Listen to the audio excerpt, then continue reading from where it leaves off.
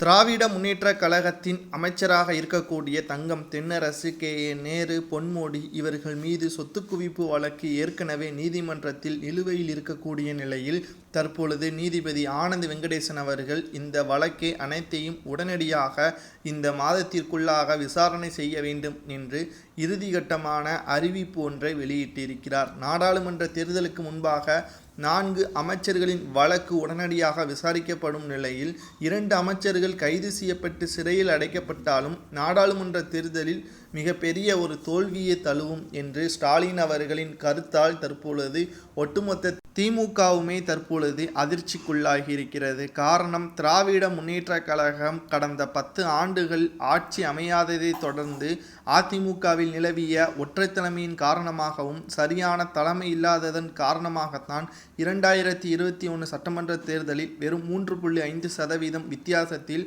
ஆட்சியை கைப்பற்றியது. ஆனால் 3 ஆண்டுகால ஆட்சியிலேயே பலவிதமான மோசடிகளும் ஊழல்களும் கொலை கொள்ளை சம்பவங்களும் தமிழகத்தில் இதுவரை 15 ஆண்டுகள் இல்லாத அளவிற்கு மிகப்பெரிய அளவில் பேசும் பொருளாகத்தான் மாறியிருக்கிறது.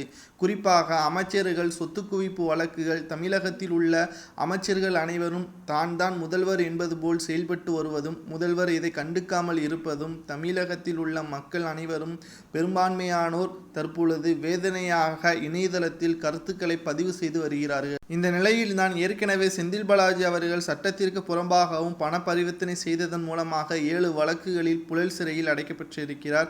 அதற்கான வழக்கும் தொடர்ந்து நடைபெற்று வருகிறது. இறுதியாக நீதிமன்ற காவல் நீட்டிக்கப்பட்டு 14ஆம் முறையாக புழல் சிறையில் அடைக்கப்பட்டிருக்கக்கூடிய நிலையில் தற்பொழுது மீண்டும் 4 அமைச்சர்கள் வருமானத்திற்கு அதிகமாக சொத்து வைத்ததாக நீதிபதி ஆனந்த் வெங்கடேசன் அவர்கள் தீர்ப்பு வழங்கினால் நிச்சயமாக தமிழகத்தின் ஆட்சி சீர்கழிவு என்று கூறி அனைவரையும் பதவியிலிருந்து நீக்கி தமிழகத்தின் ஆட்சியே ஜனாதிபதி ஆட்சிக்கு கொண்டு வருவதற்கான ஏற்பாடுகளை ஆளுநர் RN ரவி அவர்கள் செய்வதற்கு தயங்க மாட்டார்கள் என்று ஆளுநர் மாளிகையில் இருந்து தகவல்களும் வெளியாகி இருக்கிறது. இதை பற்றி உங்களது கருத்துக்களை கமெண்ட் வாயிலாக கூறுங்கள். நன்றி, வணக்கம்.